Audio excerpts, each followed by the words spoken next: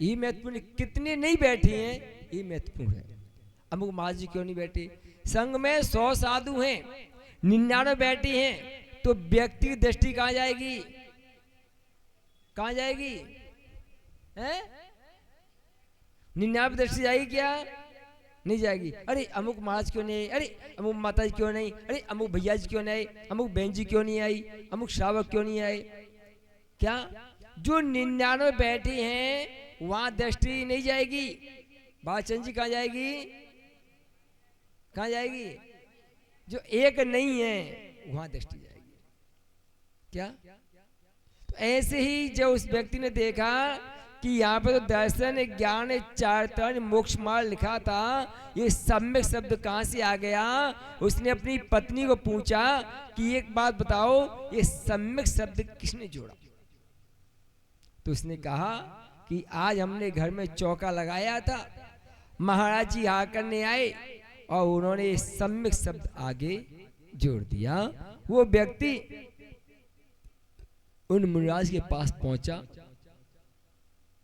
बोला भगवान आत्मा का हित किसमें है? अमुक व्यक्ति आत्मा के भले के लिए सोचता है,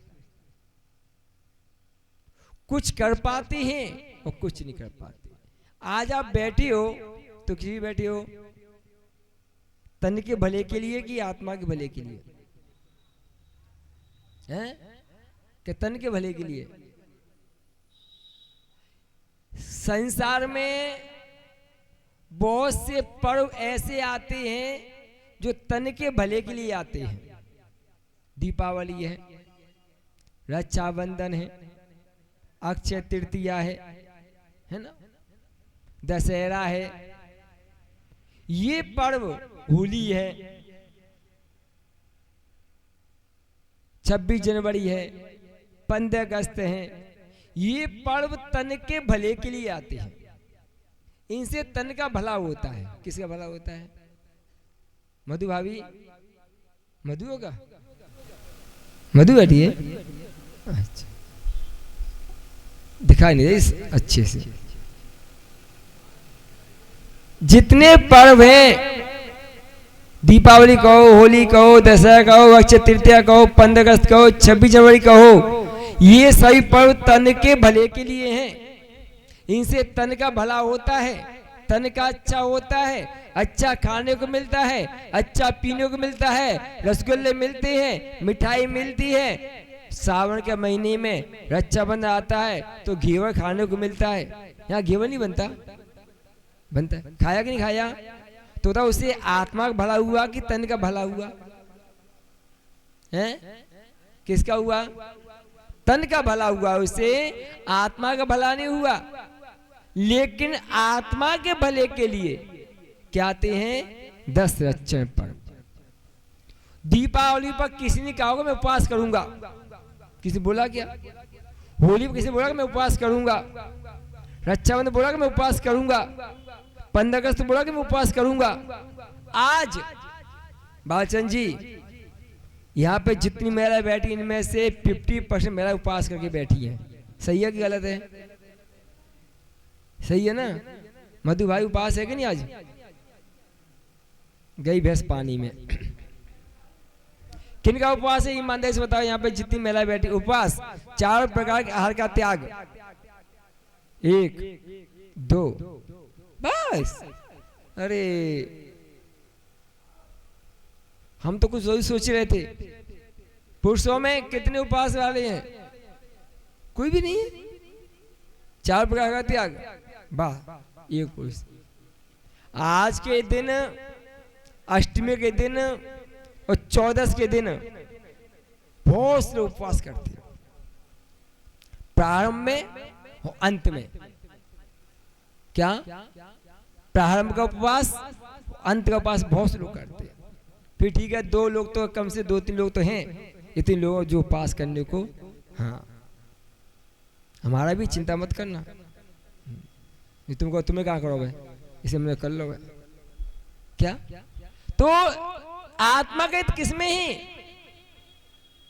ऐसा प्रश्न किया गया। तन के भले के बहुत से आयोजन होते हैं। शादी विवाह करते हो, शादी की सालगिरह मनाते हो, बच्चे का जन्मदिन मनाते हो, और भी पिकनिक पार्टियां मनाते हो, उससे तन का भला होता है, लेकिन 10 अक्षर पर्व के आने पर आत्मा का भला होता है। तो आत्मा हित किसमें है? आत्मा का हित पूछा गया आचार्य महाराज से, तो उन्होंने कहा मोक्ष में है। किसमें है? किसमें है? मोक्ष में। तो मोक्ष क्या है? मोक्ष क्या है? मोक्ष मार्ग क्या है? कौन चलता है मोक्ष मार्ग पर? कौन चल सकता है मोक्ष मार्ग पर? तो इन सब बातों को बताने पर मंगलाचरण करते हैं। मोक्ष मार्गस्य नेतारम, मोक्ष मार्गस्य नेतारम, भेतारम कर्म भूव्रताम, भेतारम कर्म भूव्रताम, जाताम विसुतत्वम्।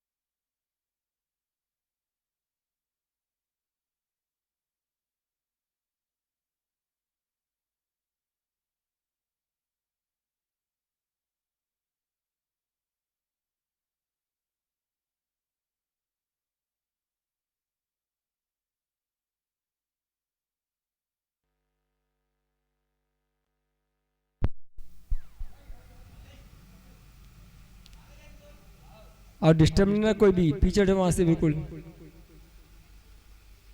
मोक्ष मार्गस्य नेतारम, मोक्ष मार्ग का नेता कौन? संसार के नेता तो आपको बहुत मिल जाएंगे, गली गली चौराहे चौराहे पर समाज के नेता बहुत मिल जाएंगे,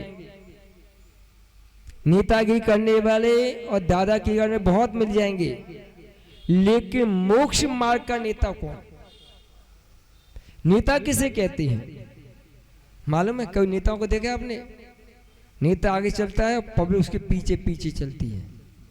कोई भी नेता आ जाएगा तो नेता आगे चलेगा, पब्लिक पीछे चलती है।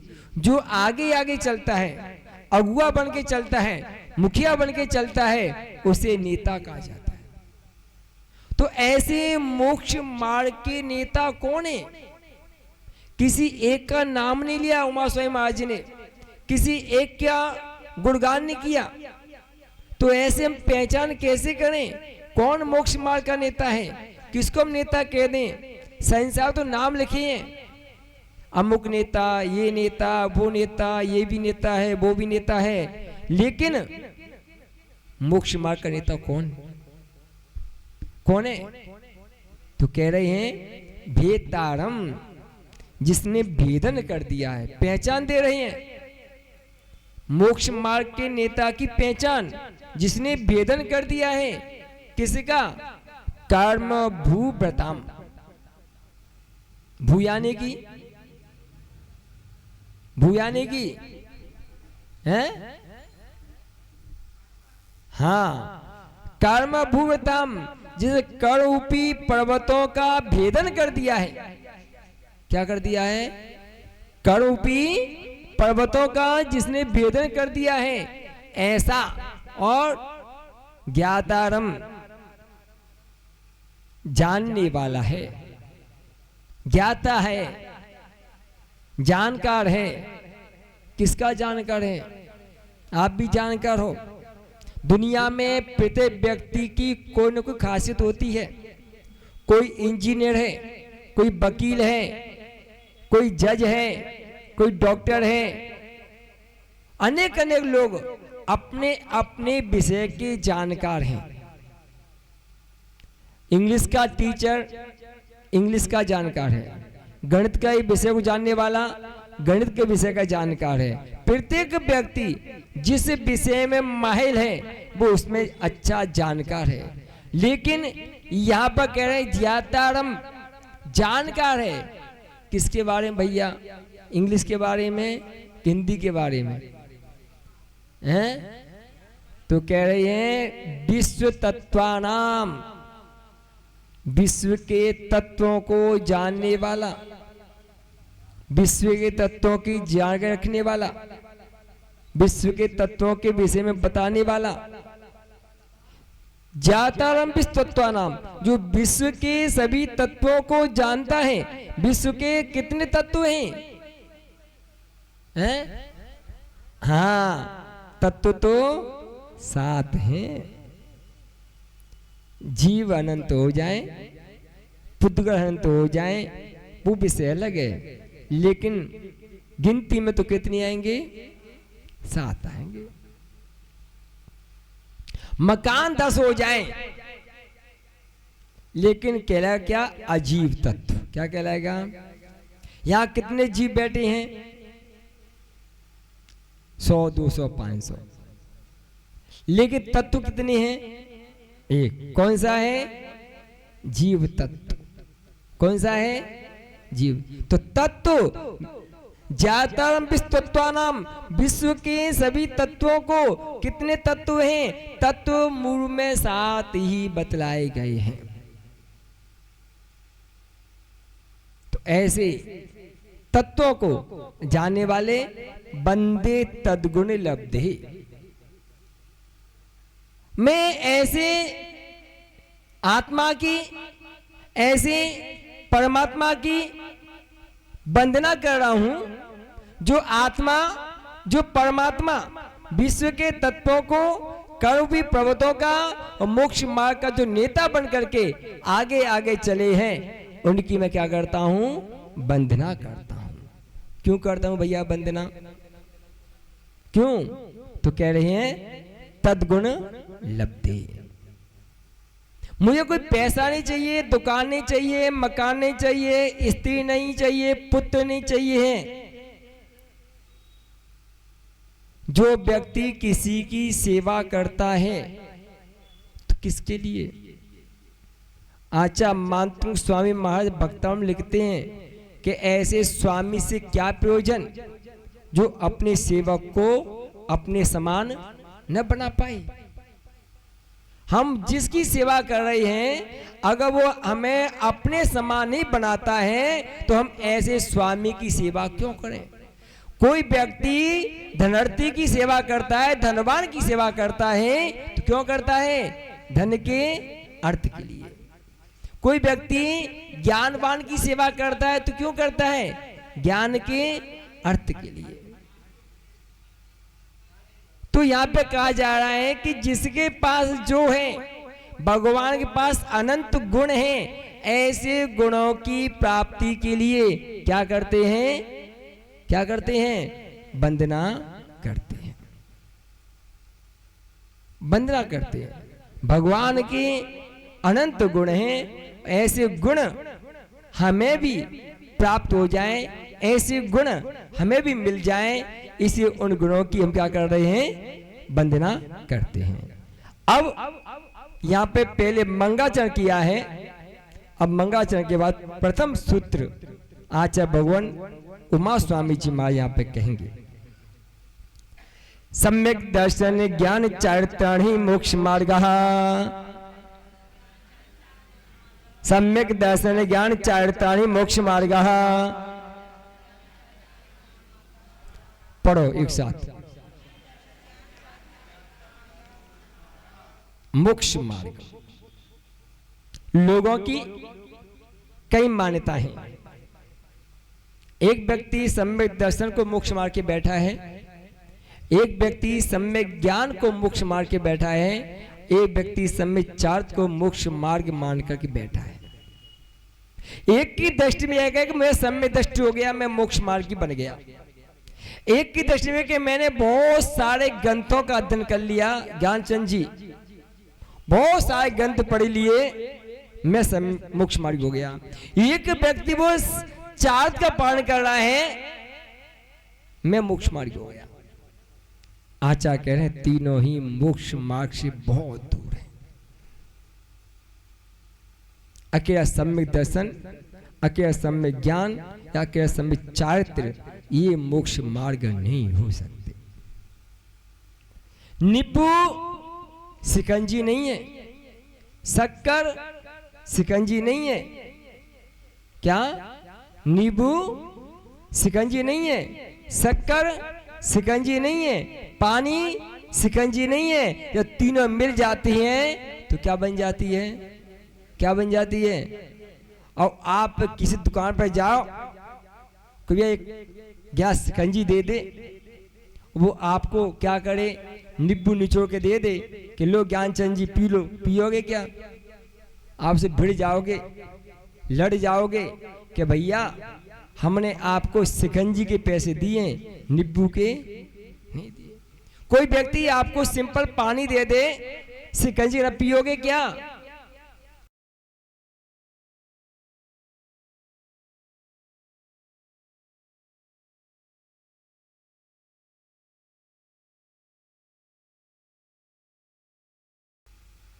हमें शिकंजी तो कब होगी, जब तीनों वस्तुएं वहां पे जाकर एक गिलास में मिल जाएंगी, अलग अलग भी नहीं। जैसे अमृत धारा बनानी हो, हमने कल ही बनाई थी, याद आ गया। कपूर था, पिपरमेंट था, अजमान के फूल थे। जब तक वो तीनों अलग अलग थे तब तक अमृत धारा नहीं थी। है समझ में बालचंद जी, महेंद्र जी? कपूर, पिपरमेंट, अजमान के फूल जब तक अलग अलग थैली में बंद थे, क्या वो अमृत धारा थी क्या? हैं? हाँ, अमृत धारा नहीं थी। लेकिन जैसे ही उन तीनों को एक डिब्बे में डाल दिया तो क्या बन गई, वो अमृत धारा बन गई। अब बताओ, उसे कपूर कहोगे कि पिपरमेंट कहोगे कि अजवाइन फूल कहोगे? देखो क्या बोलेंगे, अमृत। ऐसे ही नींबू, पानी और शक्कर का घोल जब तीनों का एक जगह इकट्ठा हो जाता है, एक जगह मिल जाता है, तो न वो नींबू रहता है, न वो शक्कर रहती है, न वो पानी रहता है, वो शिकंजी बन जाती है। ऐसे ही जहाँ सम्यक दर्शन होता है, सम्यक ज्ञान होता है, सम्यक चार्थ होता है, फिर वहां पर सम्यक दर्शन अलग नहीं है, सम्यक ज्ञान अलग नहीं है, सम्यक चार्थ अलग नहीं है। तीनों एक आत्मा रूपी पात्र में आकर के जब गिर जाते हैं, समा जाते हैं, समाविष्ट हो जाते हैं, तो वहां से मोक्ष मार्ग प्रारंभ हो जाता है। क्या? मोक्ष मार्ग क्या हो जाता है? प्रारंभ हो जाता है। जैसे लड्डू, लड्डू किसे कहेंगे? बेसन को कि घी को कि शक्कर को? हैं? अगर एक थाली में बेसन धर दें गर्म करके सेक करके, एक थाली में चाशनी धर दें या शक्कर धर दें, एक में घी धर दें, लड्डू कहोगे क्या?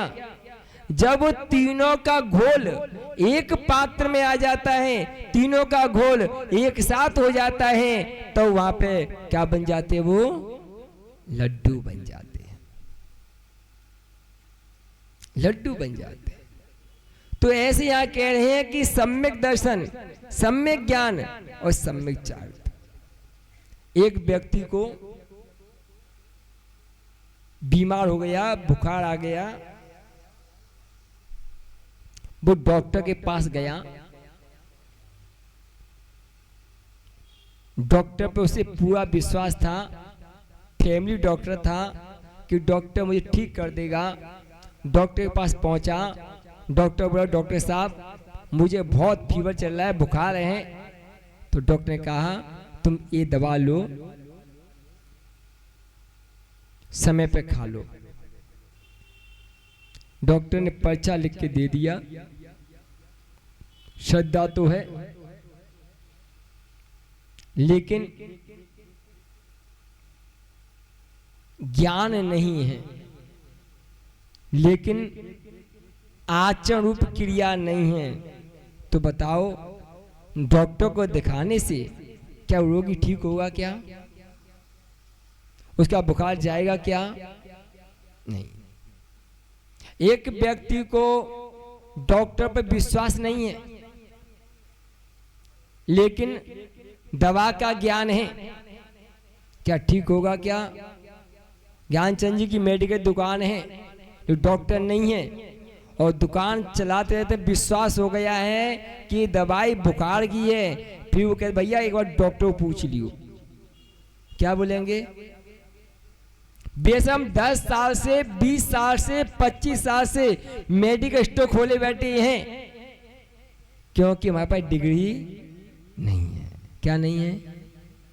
ऐसे ही श्रद्धा कहां पर हो, किस पर हो?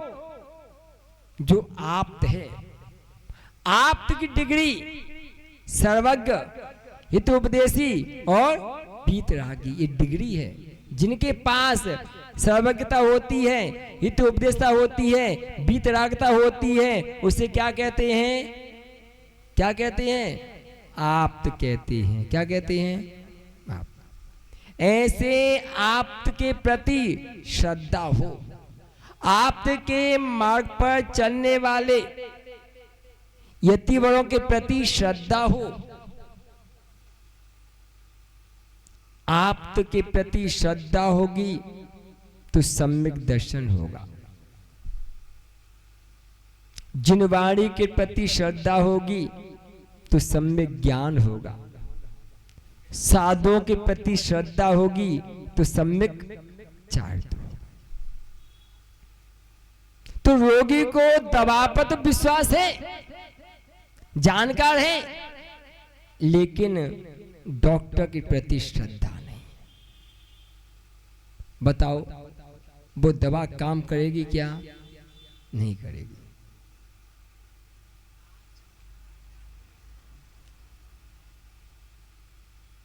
केवल जानकारी होने से वो दवा क्या काम की?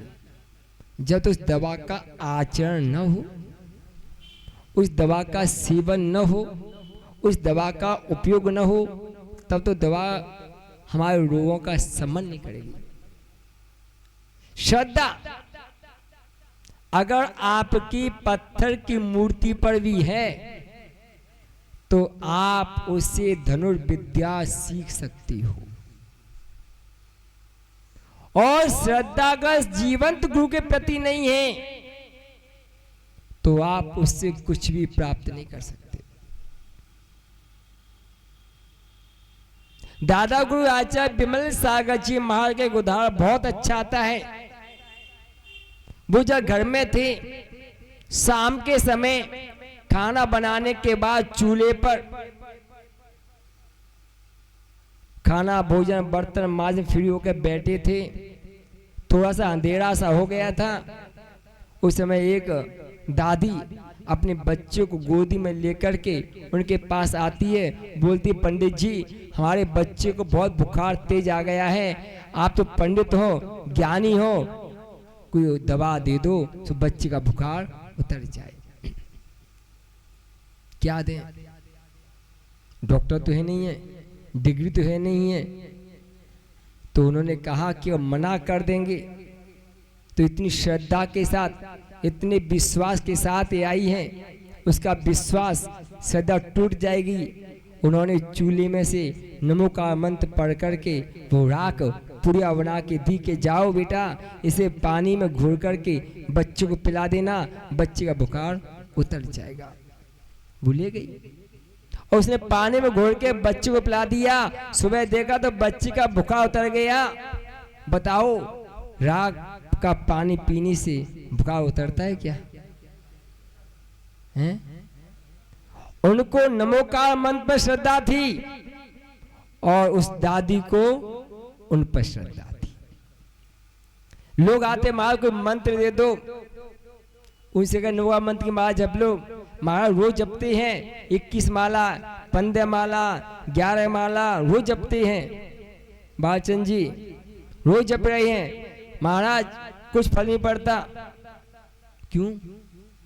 क्योंकि माला जपते जपते जपते हैबिट में आ गई है। वो माला तो चलती है लेकिन माला का जो भाव भासना है वो नहीं होती। माला की जो भाव वासना है वो नहीं होती। माला चल रही है, श्रद्धा अगर उसी माला को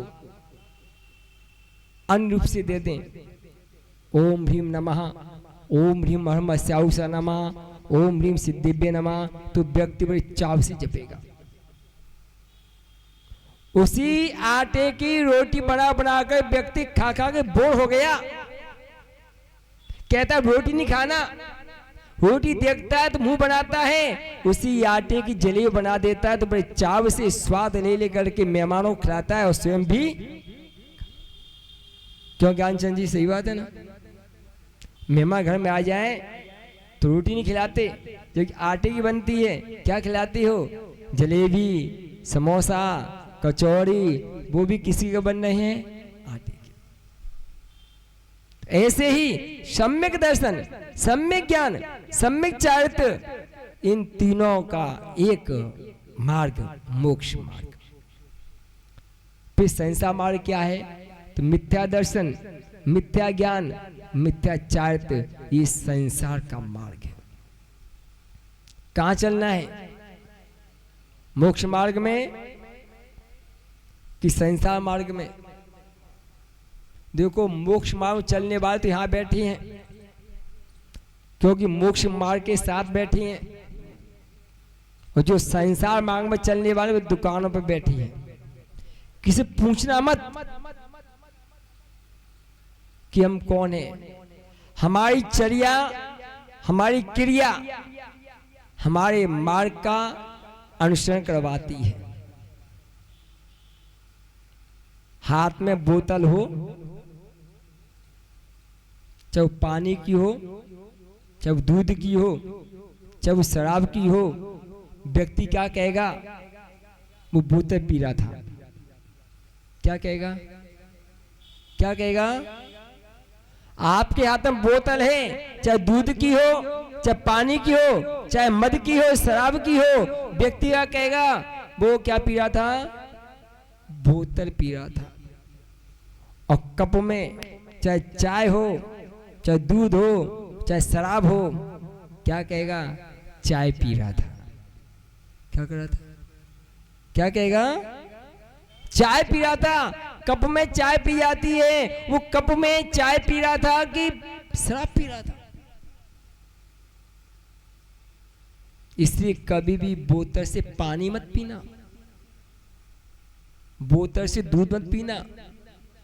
अगर बोतल से दूध पीते हो, बोतल से पानी पीते हो, तो शराब पीने की फीलिंग आती है। किसकी? बहुत से लोग हैं, जैन लोग हैं, बोतल लेंगे ऐसे गड़गड़ पी जाएंगे। क्या? बोतल का नाम जानते हो? बोतल कहाँ बोला जाता है? अड्डे पर, ठेके पर। ला भैया 2 बोतल दे दे। क्या? चाय की दुकान पर जाना, उससे बोलना भैया 2 बोतल दे दे, देगा क्या? हैं? देगा क्या? क्यों? क्यों? बोतल शब्द। इसलिए हमारी चर्या, हमारी क्रिया हमारे मार्ग का अनुसरण करवाती है।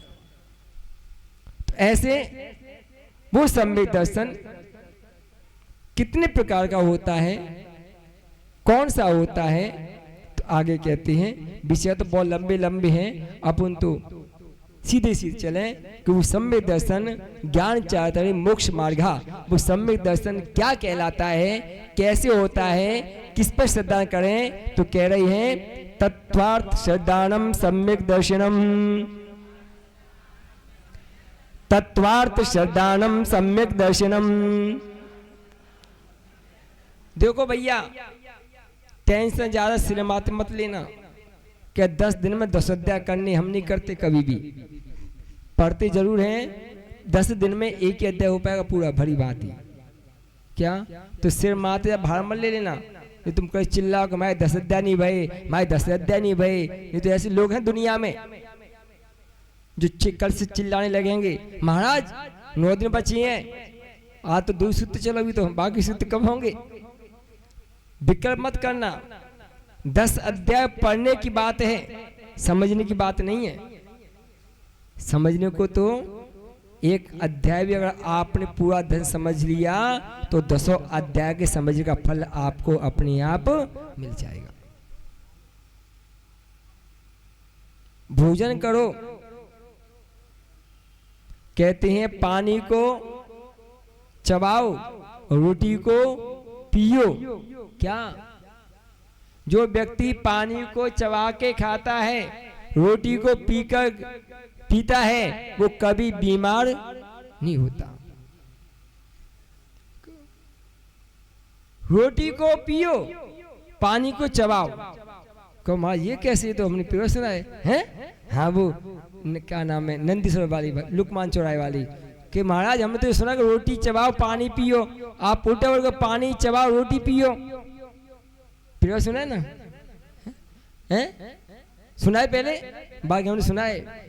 रोटी को इतना चबाओ, इतना चबाओ, इतना चबाओ कि पानी बन जाए। क्या? जो गिलास रोटी खाया है उसे इतना चबाओ, इतना चबाओ, इतना चबाओ कि वो रोटी पानी बन जाए, और पानी को इतना चबाओ, इतना चबाओ। एक घुट पानी ले लिया ना, अब पीते चबाते उसको। तो पानी को चबा करके, रोटी को पी करके जो भोजन करते हैं वो कहीं बीमार नहीं होते। ऐसी तत्वसूत्र को पी जाओ घोंट घोंट के। कैसे? घोंट घोंट के। और घोंट का पियोगे जब उसका मंथन करोगे। ऐसी जल्दी पियोगे ना, रोटी खाओगे ना, पेट में फूल जाएगी, फिर दस्त लग जाएंगे। क्या? जो व्यक्ति जल्दी रोटी खाते हैं, जल्दी पानी पीते हैं, उनका पेट जल्दी भर जाता है। और फिर क्या, प्यास लगती दिन में, फिर महाराज प्यास लग रही है, शांति से पी लेते, आराम से पी लेते, चुस्की ले ले करके। जैसे चाय की चुस्की लेते हैं ना, ऐसे ही पानी की चुस्की ले लेकर पीना चाहिए। क्या? तो कह रहे हैं तत्वार्थ।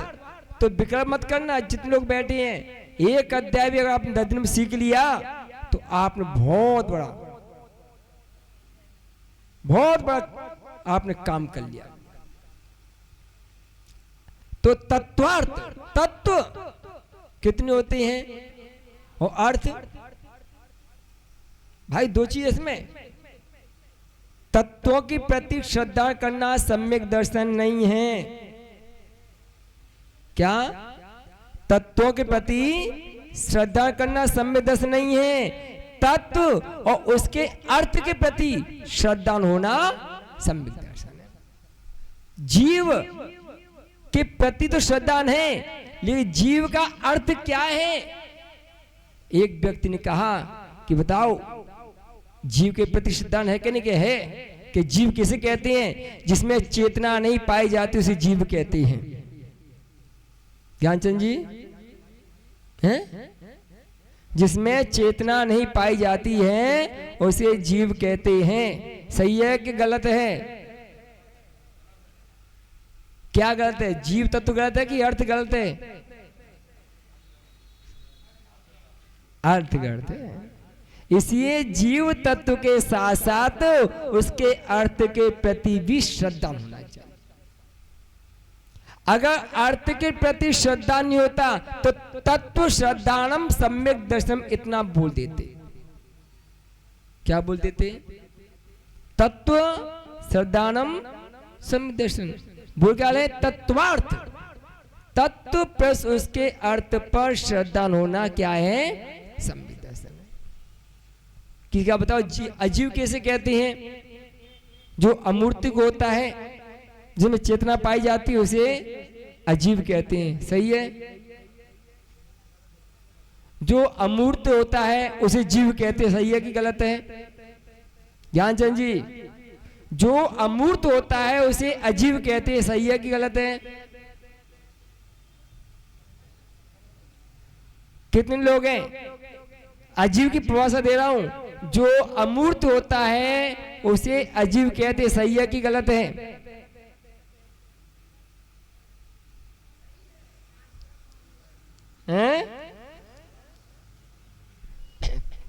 जो अमूर्त होता है उसे अजीव कहते हैं। सही है कि गलत है?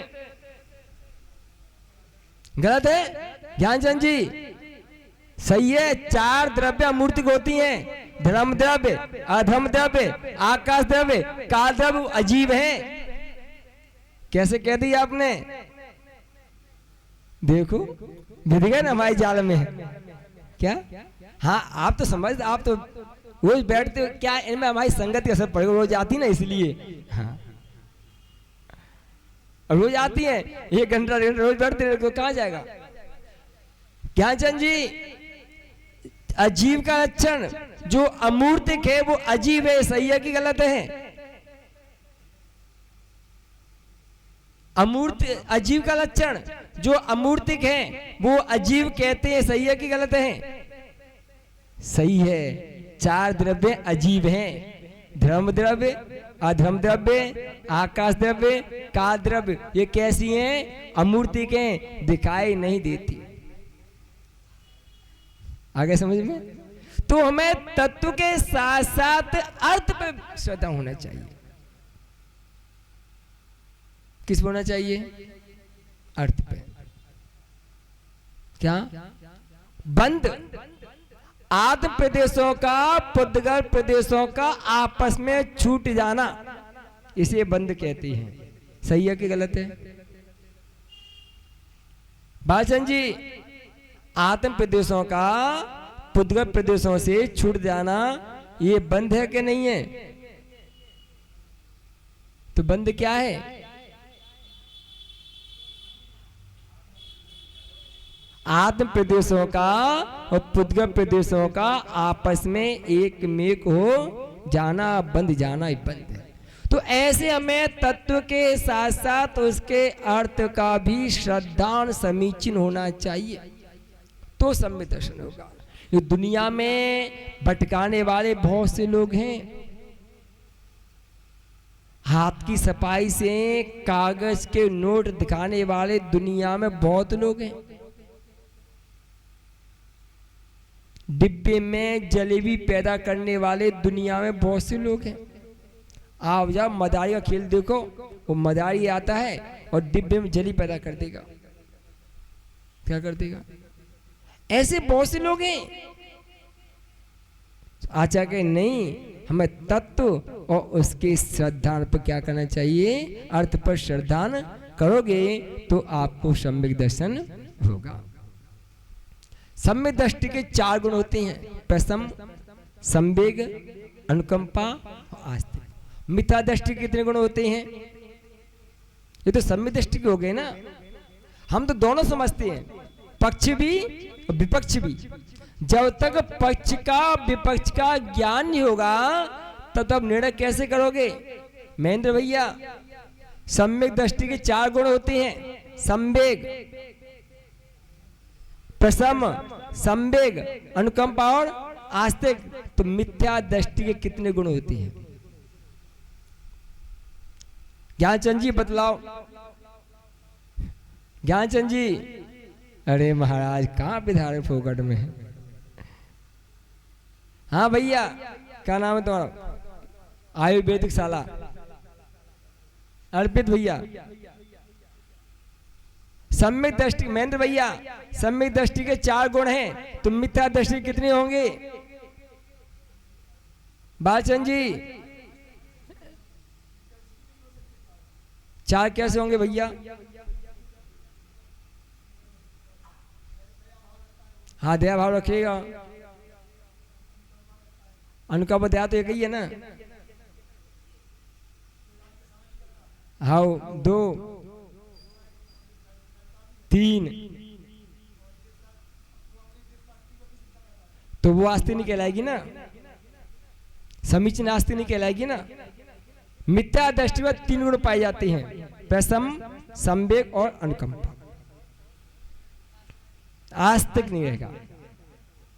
समीचीन सम्यक दर्शन का जो आस्तिक पना है वो नहीं रहेगा, प्रशम भाव रहेगा। कसायों का समन, एक अभव्य, एक मिथ्या दृष्टि जिसे घानी पेल देते हैं, मुंह से उप तक नहीं कहता। क्या? घानी पेल देते हैं, मुंह से उप तक नहीं कहता। ये क्या है? कसायों का समन, प्रशम भाव। प्रकृष्ट सम, जिसने प्रकृष्ट रूप से कसायों का समन कर दिया। प्रशम, संवेग, संसार शरीर भोगों से विरक्त। ऐसे कितने लोग हैं संसार में? मिथ्या दृष्टि, जो संसार से, शरीर से, भोगों से विरक्त है।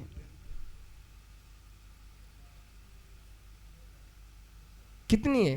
संसार बहुत मिलेंगे आपको, जिन्हें न बच्चों से लगाव है, न फैमिली से लगाव है, न शरीर से लगाव है, न भोगों से लगाव है, छोड़ के बैठे। और अनुकंपा, दया, करुणा इतनी होती है कि अपने मुंह का निवाला भी दूसरों को खिलाने की उनके अंदर कैपेसिटी होती है। लेकिन जो सम्यक दर्शन का आस्तिक गुण है, कौन सा गुण है? सम्यक दर्शन का, वो उनके पास नहीं होता। क्या? जो सम्यक दर्शन का, अब बताओ मिथ्या दृष्टि की अनुकंपा में और सम्यक दृष्टि की अनुकंपा में क्या अंतर है? सोचना जी।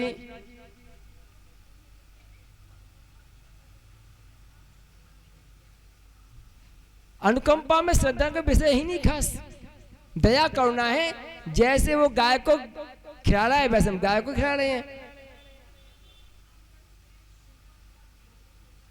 किसका?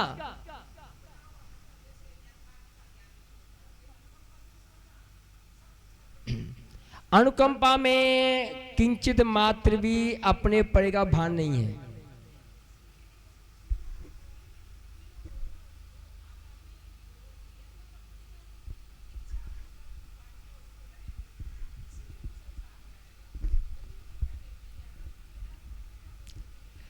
फिर तो उस यथार्थ का मतलब आस्तिकपना यहां पे लेंगे हम। यथार्थ में क्या लेंगे हम?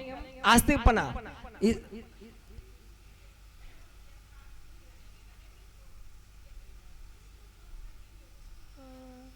सुनो क्या होता है, बताते हैं आपको हम, इसमें और अच्छे से विषय खोल देते हैं।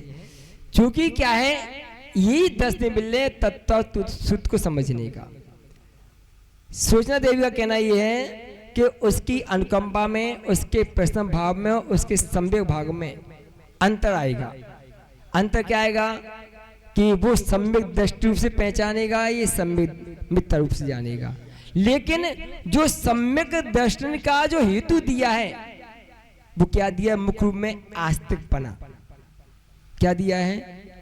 ये तो आए, लेकिन मुख्य रूप में अगर मान लो आस्तिकपना नहीं है तो सम्यक कहलाएगा क्या? नहीं कहलाएगा।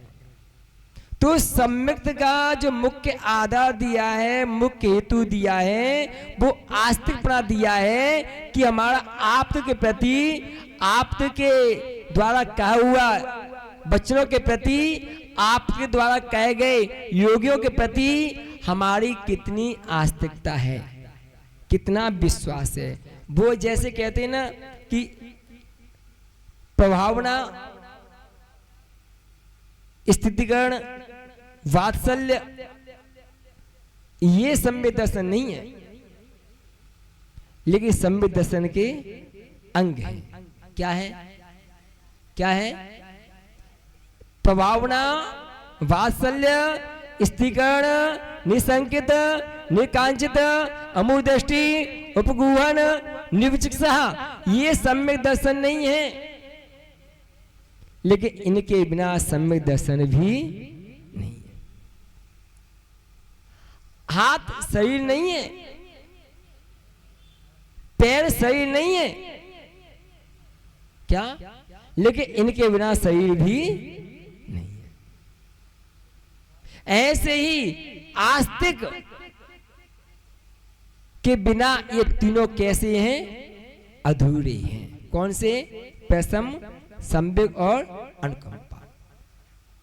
आस्तिक के बिना तो मिथ्या दृष्टि की अनुकंपा में और सम्यक दृष्टि की अनुकंपा में मूलभूत में देखा जाए, स्तूप से देखा जाए तो कोई अंतर नहीं आता। वो भी करुणा बुद्धि से खिलाता है, ये भी करुणा बुद्धि से। वो भगवान मान के नहीं खिलाता। हाँ, बहुत से लोग गाय में भगवान मानते हैं। अगर गाय को भगवान मान के खिलाते हो तो फिर आपकी वो अनुकंपा नहीं रहेगी। करुणाशील क्या? एक व्यक्ति जैसे बोला सम्यक, संसार सही भोगों से विरक्त होना। एक व्यक्ति वो है, पत्नी से झगड़ा हो गया और पति को छोड़ के चला गया। क्या?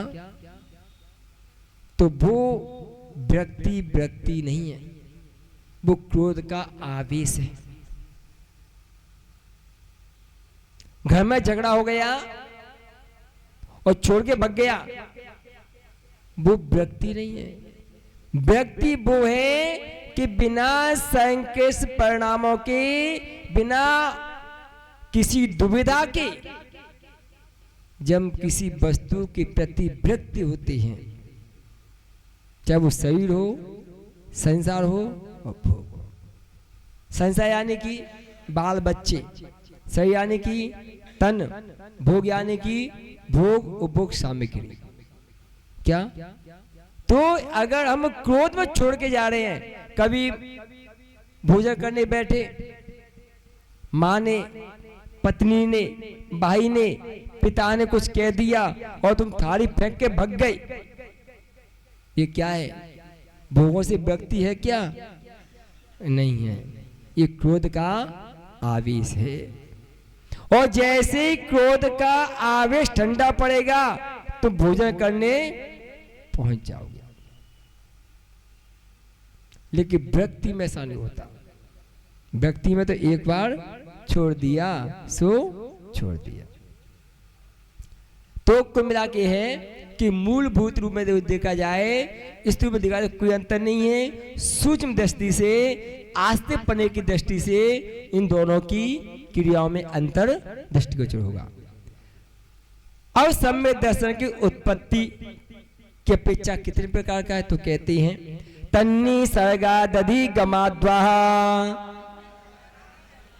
तन्नी सर्गा दधि गमाद्वा। हाँ, तन्नी सर्गा दधि गमाद्वा, द्वा वा यानी कि अथवा, द्वा यानी कि दो। कौन कौन से? तन तत् वह निसर्गज अधिगमज। क्या? निसर्गज और अधिगमज। जो सम्यक दर्शन बहिरंग में उपदेश के बिना अपने आप पूर्व भव के संस्कार के वशीभूत ऐसे लोग हैं जिनके माता पिता मंदिर लेके बच्चों को नहीं आते, माता पिता मंदिर नहीं आते, कभी प्रेरणा नहीं देते, फिर भी वो लोग मंदिर आते हैं।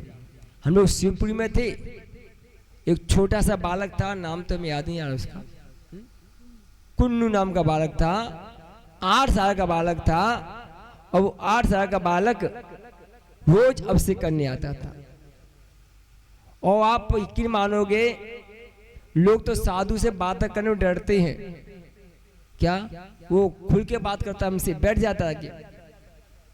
तो हमने से पूछा कि तुम्हारे मम्मी पापा मंदिर आते क्या? नहीं महाराज, मैं अकेला घर से आता हूँ मंदिर, रोज 3-4 मंदिरों में अभिषेक करने जाता है। तो हमने उससे पूछा कि बात बता कि तू कैसे आना मंदिर प्रारंभ किया तुमने? तो बस ऐसी लोगों को देख देख करके और मंदिर आने की इच्छा हो गई। तो उसकी दादी मंदिर आती थी तो दादी साथ आने लगा। तो ऐसे कितने जीव हैं जिनको कोई प्रेरणा नहीं दी, बतलाया नहीं गया, कहा नहीं गया, और फिर भी पूर्व संस्कार के बसात वो क्या करते हैं? मंदिर आदि में गुरु आदि के पास आने लगते हैं। इसे क्या कहते हैं? निसर्गज संवित दर्शन। अधिगमज, जिसमें किसी के उपदेश की, किसी की प्रेरणा की आवश्यकता होती है, उसे अधिगमज संवित दर्शन कहते हैं। जैसे मान लो किसी का प्रवचन सुन करके, किसी का उपदेश सुन करके,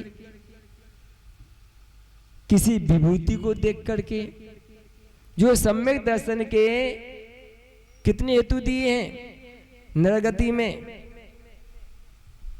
कितने है सुलोचना जी? 3 जाति स्मरण, वेदना, और 30 नरक तक धर्म उपदेश। मनुष्य गति में कितनी है? मनुष्य गति में कितनी है? आप मनुष्य हो कि नहीं हो? कितने हैं? ज्ञानचंद जी, तुम्हें ज्ञानी आत्मा हो, बताओ आपको सम्यक दर्शन है कि नहीं है? तो कौन कौन से हेतु सम्यक दर्शन के? भाई हलवा बन गया है तो हलवा में क्या क्या डाला है? आटा, घी, शक्कर, पानी, ये तो बना। तो सम्यक दर्शन है कि नहीं है? तो कौन कौन से हेतु है सम्यक दर्शन के?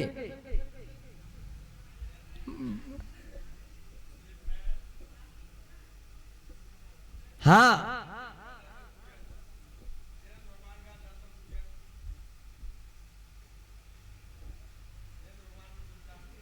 श्रद्धा तो वो तो है ही है। वो तो बिना श्रद्धा का तो संतोष होगा ही नहीं ना। क्या? अरे वो तो सब एक आध बार हो गए आपके। अब कल खोज करके आना आप कि हम सम्यक दृष्टि है तो क्यों है, ऐसा क्या कारण है, क्या हेतु है? हाँ बोलो, क्या बोल रहे हो? हैं? जाति स्मरण, धर्म उपदेश और जिन बिंब के दर्शन। वेदना नहीं है। वेदना से, वेदना तो नारकियों में ज्यादा है, तिरंजों में है। मनुष्यों की वेदना कहाँ होती है? हैं? हाँ, के सम्मित हेतु बन जाए। ज्ञानचंद जी आगे समझ में क्या क्या है? जाति स्मरण, जिन बिंब और धर्म उपदेश। देखा जाए तो जिन महिमा दर्शन भी, सम्मोक्षण आदि की विभूति को देख करके भी सम्यक दर्शन हो जाता है। कैसे होगा महाराज, बतलाओ थोड़ा सा हमें आप। सुन लो, जब कोई छपक, कोई व्यक्ति मरण के नजदीक होता है, उसने ग्रंथों में पढ़ा कि समोषण ऐसा ऐसा होता है। समोषण 12 सभा होती हैं, 3 गंधकुटी होती हैं, भगवान उस पर विराजमान होते हैं, 12 सभाएं होती हैं, गर्दर की सभा होती है, देवियों की सभा होती है, आरकाओं की सभा होती है, फिर देवी सभा होती है, फिर देवियों की सभा होती है, फिर देवियों सभा होती है, फिर 4 निकाय के देवी सभा होती है, फिर मनुष्य होते हैं, फिर त्रिंज होते हैं। ऐसे 12 सभाओं को उसने शास्त्रों में गुरु के मुख से सुना था। क्या अब वो क्या हुआ? अब वो विदेश क्षेत्र में स्वर्ग की यात्रा करके विदेश क्षेत्र में पहुंचा और वहां समोषण को देखता है। ओहो, ये वही समोषण है। क्या है? ये वही समोषण है जिसको मैंने शास्त्रों में गुरु के मुख से सुना था। और उस समोषण को देख करके उसे क्या होता है? जिन महिमा। क्या जिन महिमा? तो ज्ञानचंद जी, सम्यक दृष्टि हो, कौन कौन से हेतु बताओ? जाति स्मरण, धर्म उपदेश, जिन बिंब दर्शन, जिन महिमा। देवों में भी है जिन महिमा।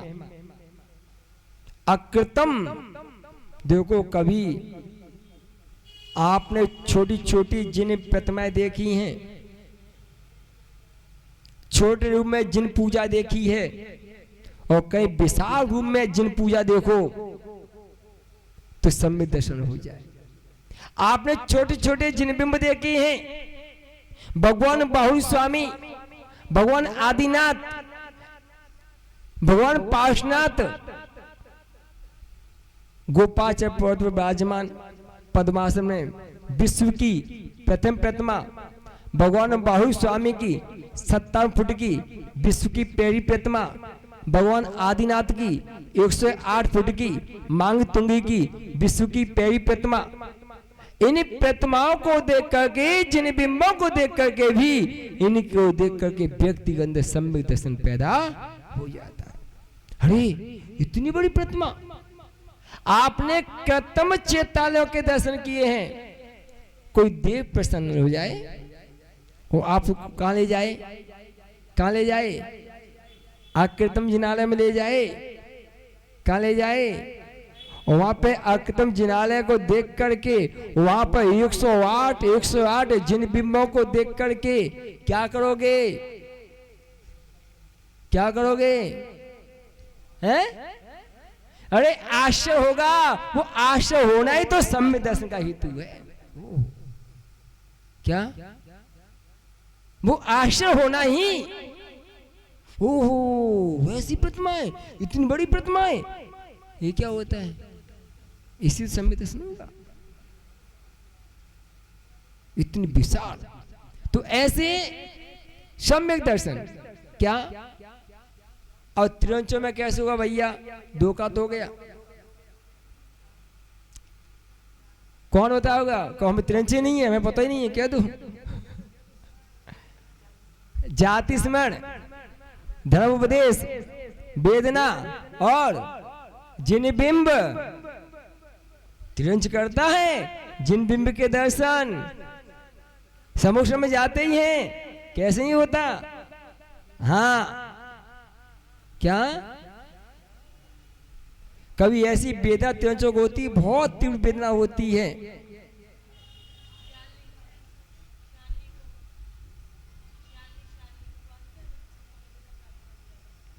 शाली का क्या था?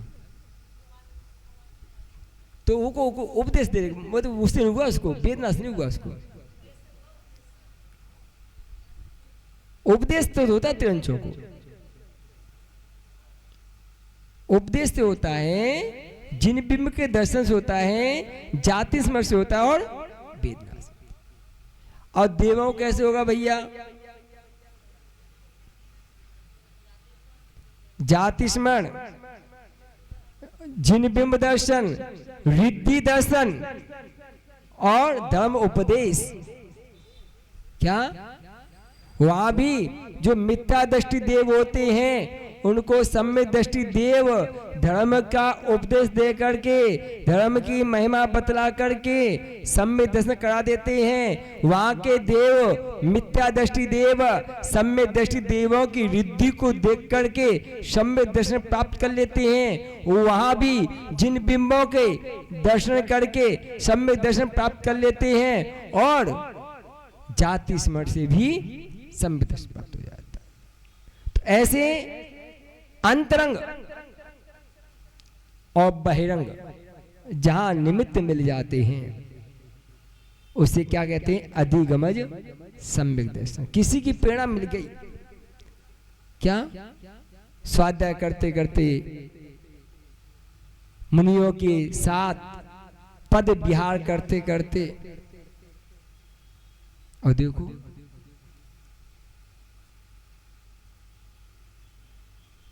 गर्मी का मौसम है, तपती दोपहरी है, आप लोग तो चप्पल पहन के विहार कर रहे हैं, मुनराज नगन होकर के नंगे पैर पद विहार कर रहे हैं। अब विचार करो, आपका पैर जैसे मिट्टी में पड़ता है आप त्रिभुवन जाती हो, जल गए जल गए जल गए जल गए। और मुनि को देखो, विचार करो, वहां पे जो आश्चर्य हो रहा है, ओ ऐसे मुनि हमने ग्रंथों में पढ़े थे, गुरुओं के मुख से सुने थे कि ऐसे मुनि हैं जो तपती दोपहरी में, जो जमीन अंगारी जैसी जल रही है, जिस पे पैर रखना दुश्वार है, ऐसी मिट्टी में ऐसी मार्ग से वो मुनि सहज भाव से विहार कर रहे हैं। हम लोग एक बार चीत्री से विहार कर रहे थे और वहां पे चूंकि कच्चा रास्ता था, मिट्टी मिट्टी थी, गर्मी का महीना था, तो पैर इतनी गर्मी, पैर जलने लगे। साथ में लोग चल रहे थे, बोले महाराज आपके पैर नहीं जल रहे क्या? हमने कहा ऐसा करो, थोड़ा चप्पल उतार के पैर नीचे रख के देखो, पता चलेगा जलते हैं कि नहीं जलते। उनमें से दो बालकों ने चप्पल उतारी, थोड़ा पैदल चले, बोले महाराज पैर जल रहे, हम तो चप्पल पहन लें। हमने कही 2 मिनट चप्पल उतारी, पैर जलने लगे, और जो कई वर्षों से निरंतर ही नगन पैदल विहार कर रहे हैं, बिना चप्पल जूते के विहार कर रहे हैं, उनको देखकर जो आश्चर्य मन में उत्पन्न होता है वो अतिशय सम्यक दर्शन का हेतु बन जाता है। क्या गर्मी के मौसम में अंतराय हो जाए, पहले गिलास में जैसे गए थे, अंजी बनाई थी, पहला ही पानी पिया था, पहली अंजी पी थी और बाल आ गया। अब देखो, अब विचार करो, वही विचार आपके सम्यक दर्शन में हेतु बन जाए। कहीं नहीं जाना, वही विचार, वही चिंतन कि देखो ऐसी भीषण गर्मी में जहां हम एक पल भी बिना पानी के नहीं रह पा रहे हैं, ऐसी भीषण गर्मी में क्या हो रहा है, क्या हो रहा है भैया? मुनिराज एक दिन छोड़ो, 2 दिन 3 दिन, आज देखो आचार्य निश्चय सागर जी महाराज तपस्या की एक जीती जागती मूर्ति, एक नहीं, 2 नहीं, 3 नहीं, 64 रिद्धि के 64 निर्जल उपवास कर रहे थे। उनका लमसम आज 50वां उपवास था निर्जला। उन्होंने बंबई में भी भक्तांबर के 48 उपवासों की निर्जला उपवास किए थे। उस समय देशना दीदी को उनकी पालना कराने का सौभाग्य मिला था। आज कल रात्रि 9:30 पर 50 उपवास करते करते उनकी समाधि हो गई। लेकिन दिगंबर संत की धीरता धैर्यता देखो। उन्होंने कहा कि हम अपने उपवास को, अपने नियम को खंडित नहीं करेंगे, प्राण जाएं चले जाएं। और कल 9:30 पर उन्होंने अपने अंतिम श्वास ली। 50 उपवास उनके आज या कल हो गए थे। उनके 12-13 उपवास बाकी या 14 उपवास बाकी बची हैं 64 रिद्धि के उपवास में से। तो ऐसे आचार आप लोग परिचित नहीं हो इनसे, इधर आए नहीं हैं। आप कभी कर्नाटक जाओगे तो स्तंभ निधि, आप नाम सुना हो कभी? कर्नाटक में स्तंभ निधि है, क्षेत्र है अपना। उस स्तंभ निधि के पास एक निश्चय गिरी बनाई हुई है। वो निश्चय गिरी उन्होंने बनाई है, उनकी प्रेरणा से उनके भक्तों ने बनवाई है। तो ऐसे निश्चय गिरी पर वो निरंतर उपवास साधना में तल्लीन रहते हैं। आयु के निश्चय पूरे हो गए होंगे। कभी भूख से प्यासे से भी आयु के निश्चय जल्दी खिरती है। तो संभवतः उनकी आयु उम्र भी हो गई थी, कम से कम 70-75 से ऊपर की थी। तो उम्र सुनो, लोग कहते हैं कि हम कैसे उपवास करें। 75 साल की उम्र में भी 64 उपवास करने की ताकत रखते हैं दिगंबर साधु।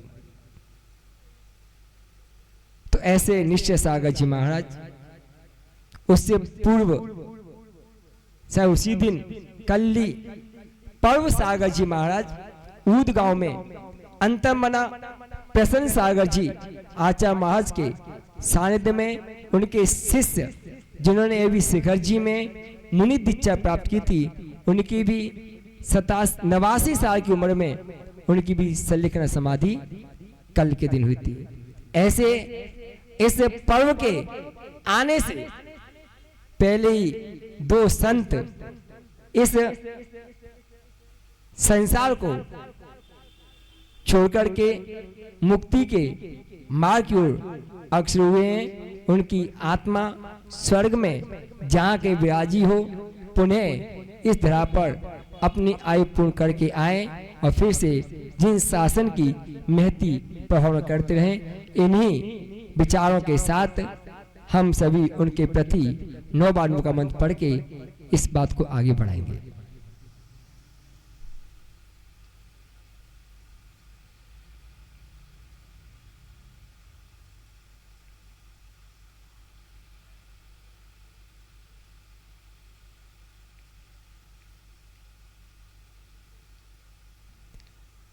बुंदेलखंड के लोगों को बहुत से साधुओं दर्शन करने का सौभाग्य नहीं मिल रहा है,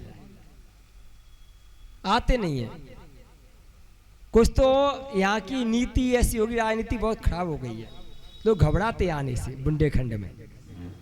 क्या? हाँ, साधु लोग कौन जाए, कौन मगजमारी करे, ऐसी नीति फैला दी। इससे आप जो भोले प्राणी हैं, जो जनमानस है, वो ऐसे तपस्वी, ऐसे योगियों के दर्शनों से वंचित रह जाते हैं। एक अहुआ सा बना दिया बुंदेलखंड में। क्या? अरे जाओगे तो ऐसा हो जाएगा, वैसा हो जाएगा, ये हो जाएगा, वो हो जाएगा। खुद का आता पता नहीं श्रावक का, क्या खा रहा है, कितना खा रहा है, कब खा रहा है, कब पी रहा है। तो मैं तो एक बात कहूंगा कि ये जो नीति है ना, इस नीति को खत्म कर दो।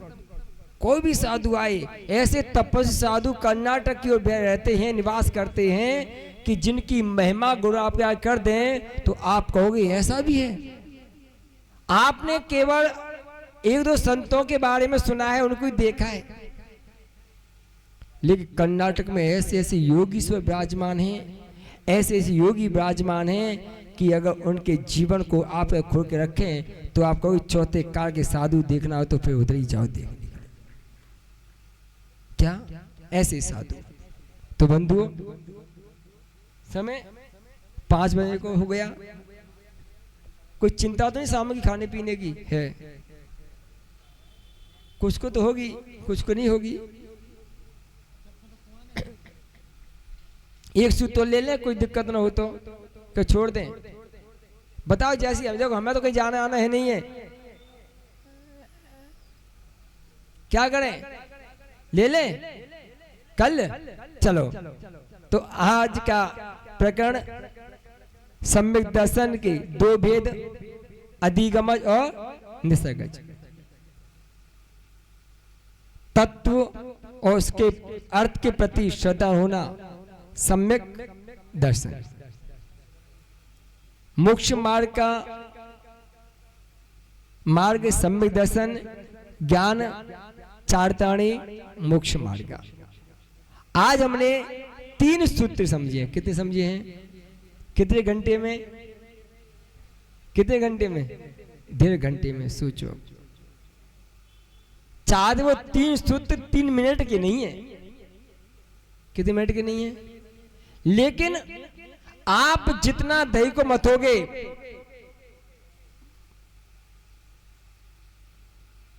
बालचंद जी, उतना घी निकलता जाएगा।